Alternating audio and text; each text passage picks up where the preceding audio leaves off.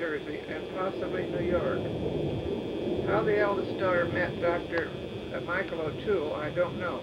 He was a practicing doctor in New York, having been born in Glendalough, County Clare, Ireland.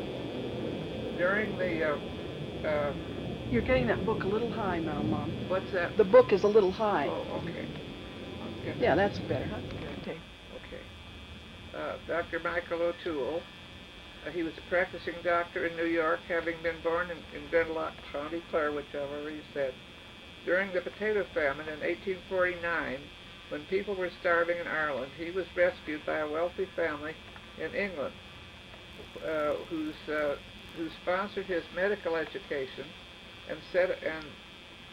and later he came to America and set up practice in New York.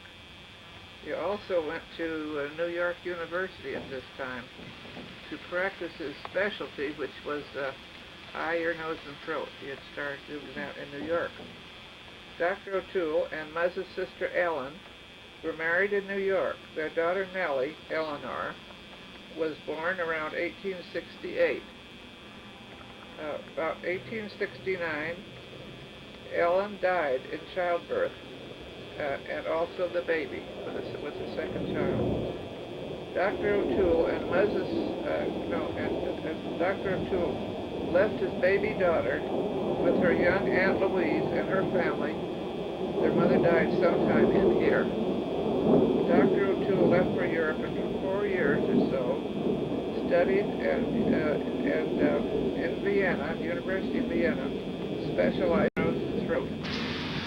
Okay, well now, this takes on September 16th, 1988, Friday. This is a past review of the years between 1977 and 1988. 4 years after the Golden Wedding Party, Norman died, June 22nd, 1981. He had become very deaf and had a string of small strokes, losing ground after each one. When Carolyn and I returned from a trip to France and Italy in 1976, 75. What? 75. In 1975, that's right. I found Norman lying halfway off the sofa and wandering in his mind. We took him to Carson Hospital the next morning, and he was in the hospital 10 days and then seemed to recover, but it was downhill from then on. The evening of his funeral, Thor and Candy got hit by a drunken driver on the way home on Geiger Grade. Both were injured. The truck was totaled. Divorce a year later. This is very much shorthand. That 1981 winter, Larry came up to spend the first winter I was alone on my birthday, the 75th, in 1982, the family gave a big party with all the neighbors and friends. Is this okay? Including Evangeline Schoen, Angel. We had known her for years, but Larry had never met her before. They were married in 1983, bought a house on F Street, and are now a fixture in Virginia City. Meantime, the one great-grandchild we had at the time of Norman's death has grown to 13 great-grandchildren.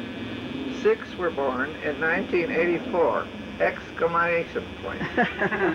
Harry, Lindsay, Tara, Brooke, Mickey, Desiree, Zachary Taylor, Timmy and Ariel and Amy and Christian and Maggie Sue and Craig and Shelley lost a little girl to Down syndrome September 5th, 1988.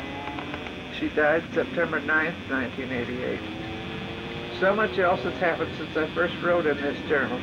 Cece died in 1984. Bonnie and I went to Santa Barbara for the 50th reunion of our high school graduation. And Bud came and saw Betty Hugo for the first time in years. She came to Bud's 80th birthday party from Berkeley. They were married here in 1985. Bud died of cancer that same year. Betty and I went to New York to visit Larry and Lucy this June.